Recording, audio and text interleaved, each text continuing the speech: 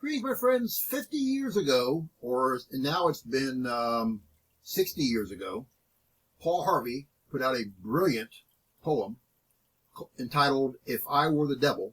And that poem was still very applicable 40 years later. It was like it could have been written in 2005. We're in 2025 right now, and I was surfing online today, and the Lord led me to this. I found online a 2025 updated version of Paul Harvey's If I Were the Devil. This is a must watch and share. So here it goes. If I were the devil, if I were the prince of darkness, I'd use progress as my disguise. I wouldn't rage against you. I'd seduce you. I'd trade horns for hashtags and flames for fluorescent screens. And I wouldn't rest until I'd infiltrated every corner of society. But my prize, the one I'd sink my fangs deepest into, would still be thee, America. I began by rebranding sin as self-expression. I'd whisper into children's ears, you were born in the wrong body, and into their phones, your feelings define your truth. I'd twist compassion into compromise and tolerance into tyranny. I'd use the rainbow not as a sign of God's covenant, but as a banner of rebellion waved proudly in my parade. If I were the devil, I'd digitize deception. I'd replace pastors with influencers and pulpits with platforms. I'd fill minds with artificial intelligence while emptying souls of eternal wisdom.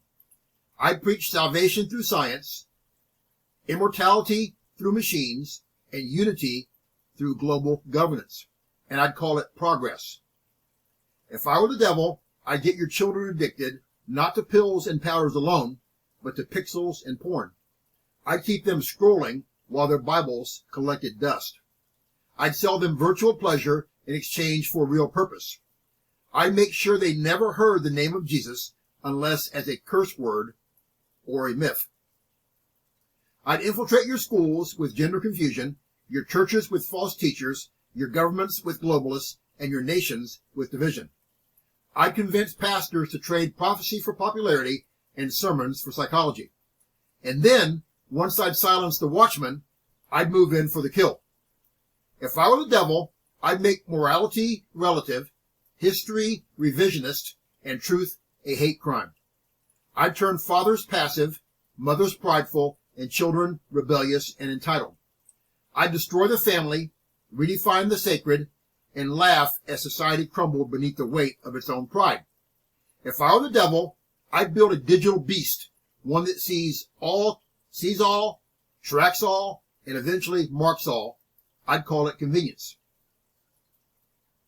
Cashless, wireless, contactless, soulless.